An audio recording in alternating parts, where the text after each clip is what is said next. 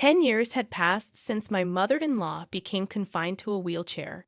Regular hospital checkups and physical therapy were routine for her.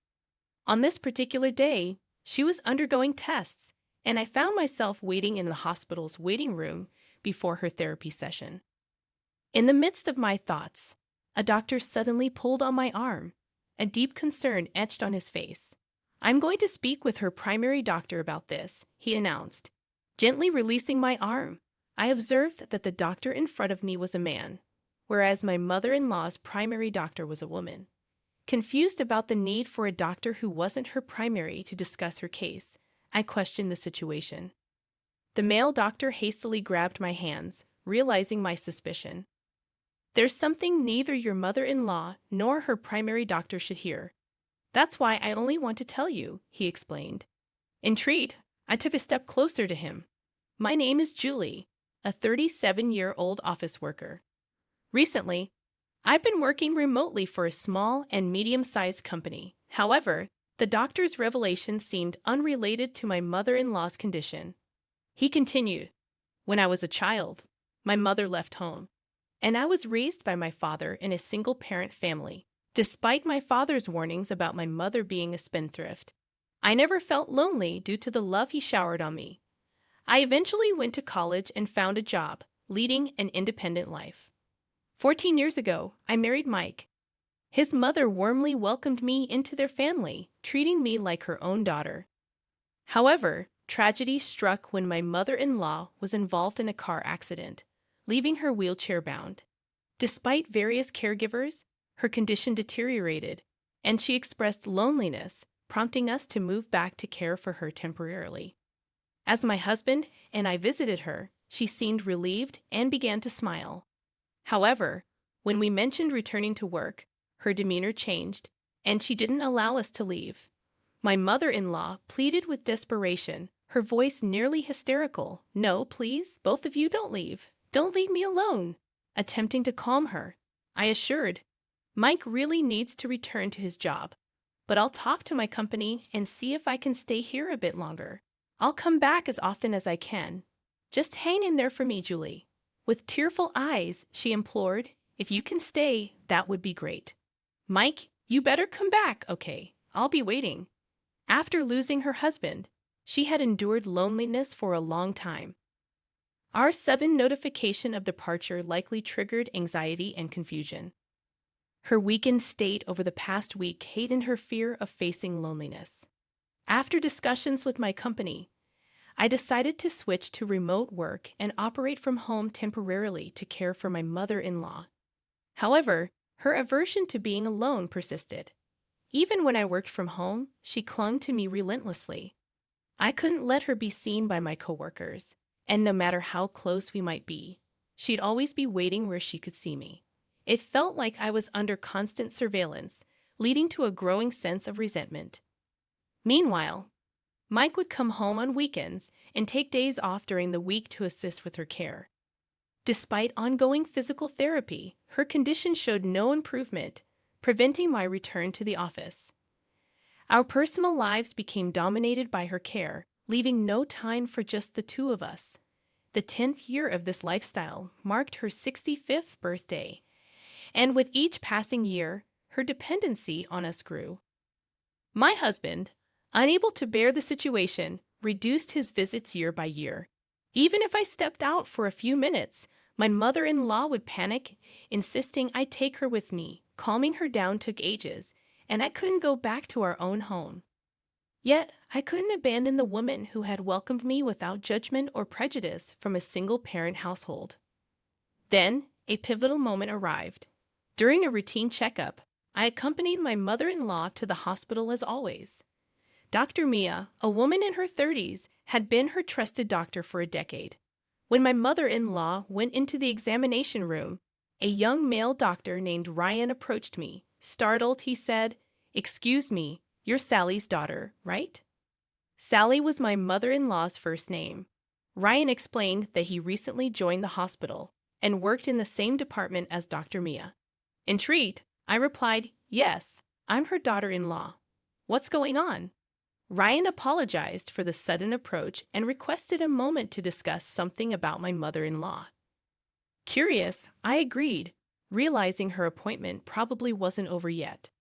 Agreeing to Dr. Ryan's request, he led me to a small private consultation room not far from the examination area. Motioning for me to sit, he took a seat across a small desk, fixing his gaze directly into my eyes. "You're currently living with Sally to take care of her, right?" Dr. Ryan inquired. "Oh yes, that's correct," I replied. I explained that for the past decade, I had been working from my mother-in-law's home while tending to her needs.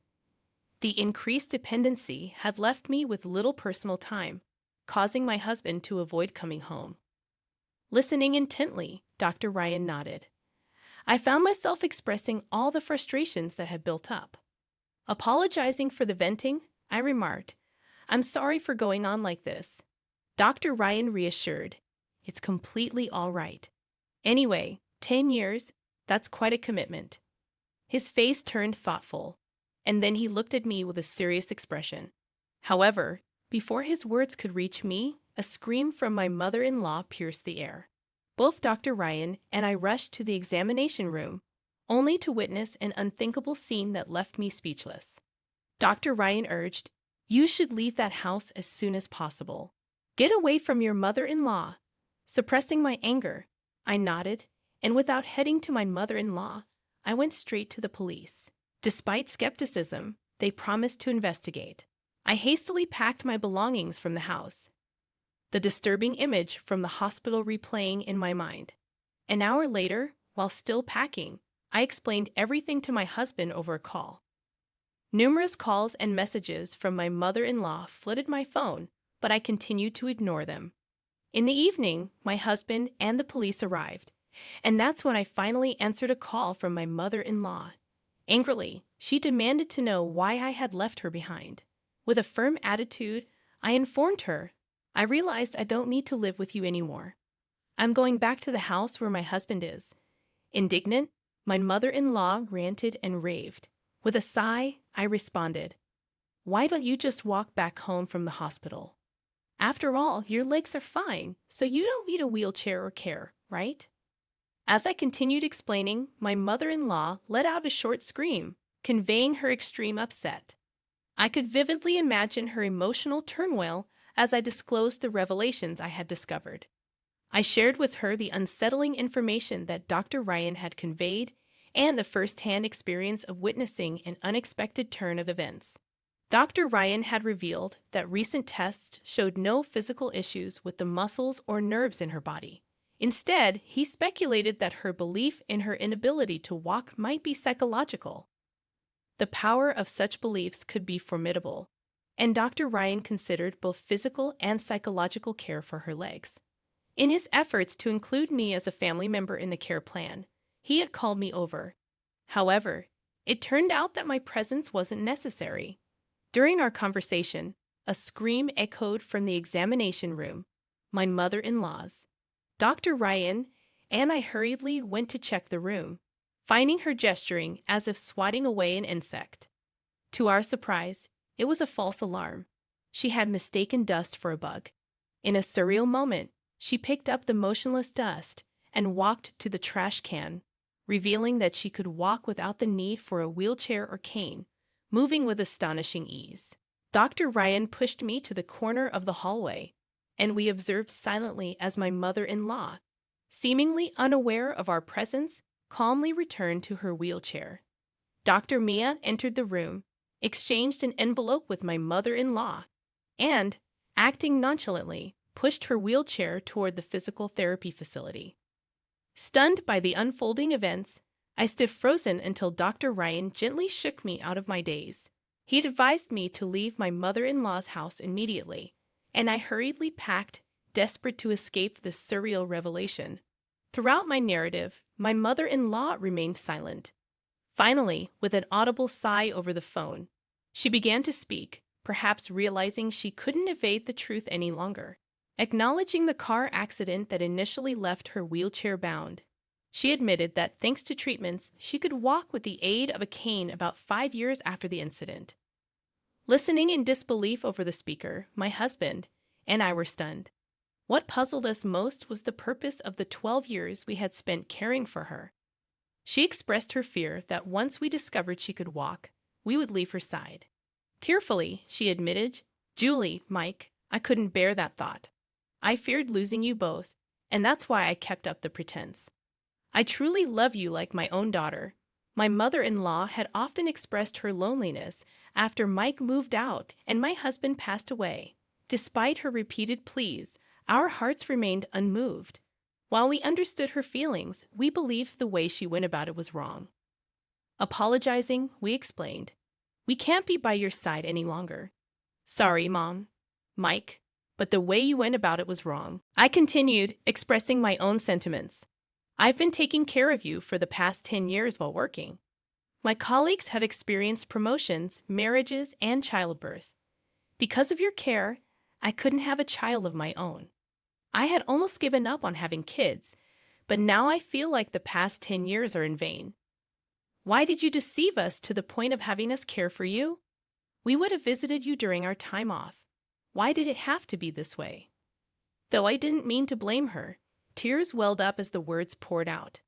With my husband supporting me, I conveyed that I no longer intended to care for her. We decided to leave her house that day and cut off all contact.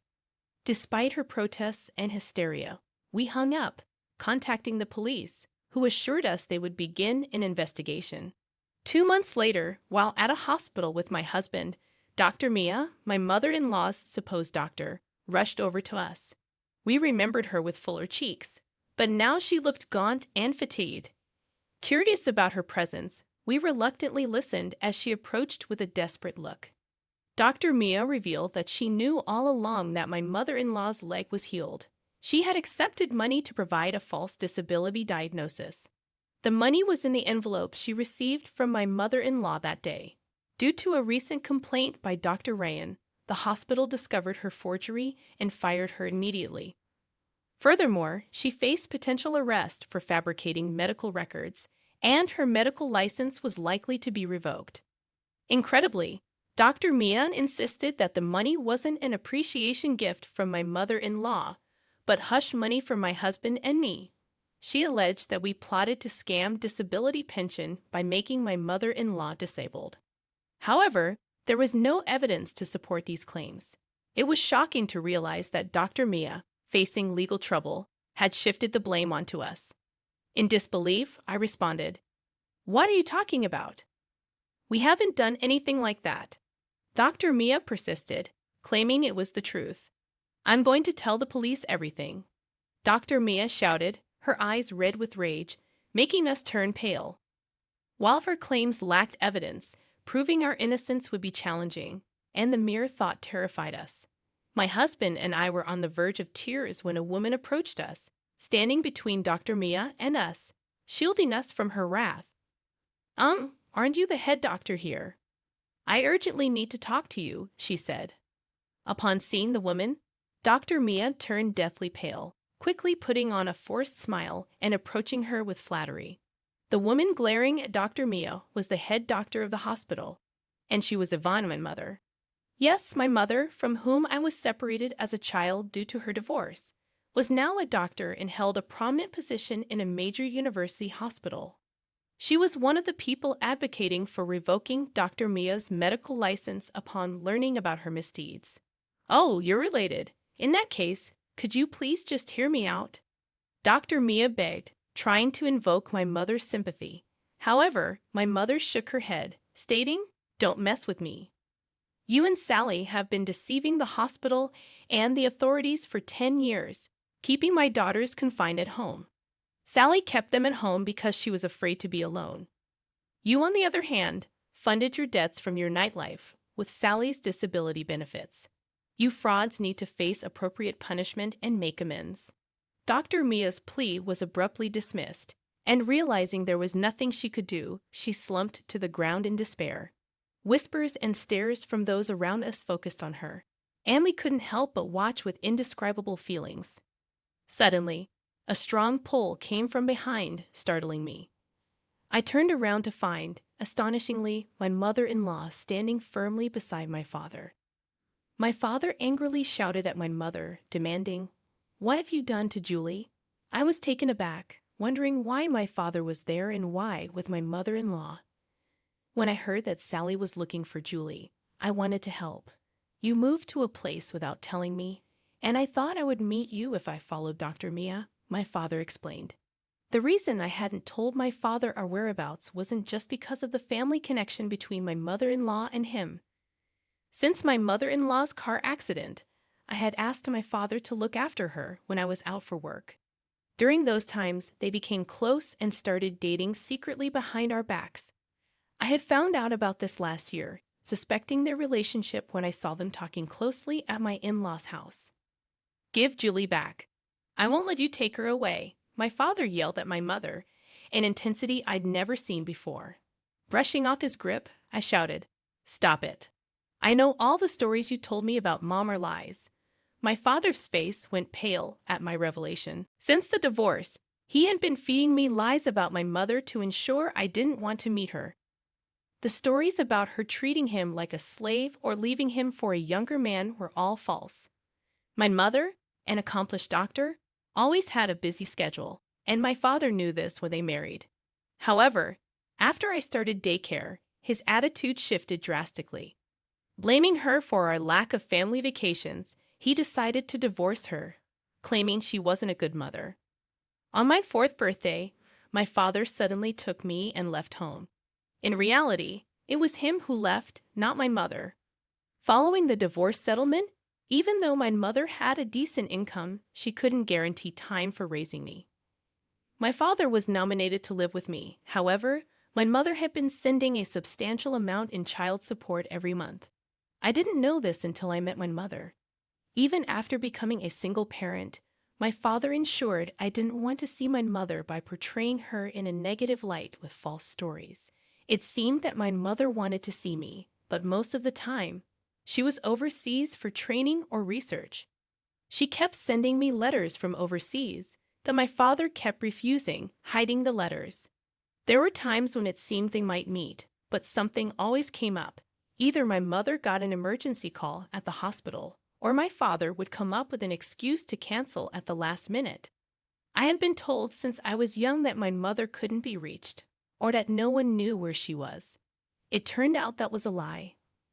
The reason my father could afford to travel once every 2 months and pay for my high school and college tuition was thanks to the child support money from my mother. Our comfortable life was all thanks to her. So the story of my father working late nights was also a sham to make it seem like he was struggling with parenting. He'd work a regular 9 to 5 job, then spend nights somewhere, coming home only in the early morning. When my father yelled, "Where's your proof?" my mother calmly showed him a mobile bank app, saying, "This is how much I've transferred to you over the years for Julie, and your company unusually has strict policies against second jobs, so it was impossible. I can confirm with them if you'd like." My father crumbled, and my mother-in-law tried to comfort him. Seeing my father like this made me realize that I had been lied to my entire life. While the truth was shocking, I felt more anger than anything else. I said coldly, "Thanks for everything, Dad, but it's time to say goodbye." Saying that, my father clung to me, and my mother-in-law said, "Julie, your dad did everything he thought was best for you."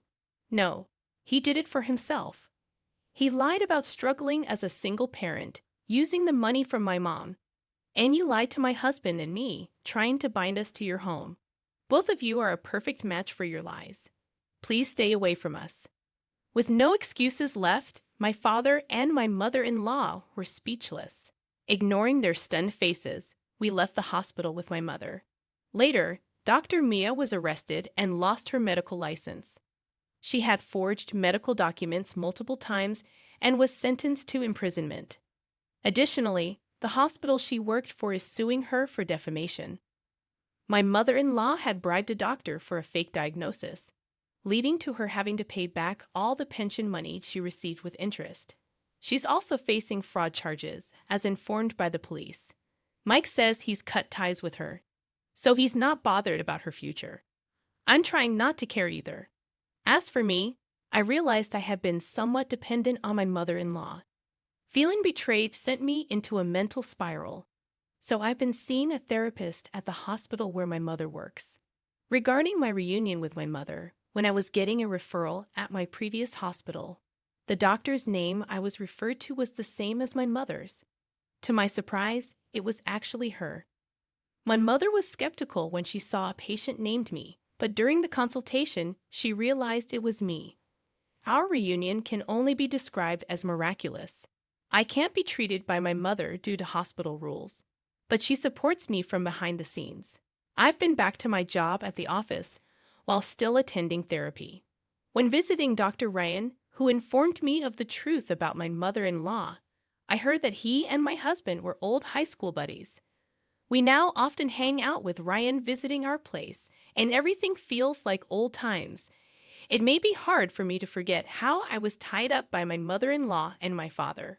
But my husband, my mother, and Dr. Ryan always encourage me to take things easy and do what I want.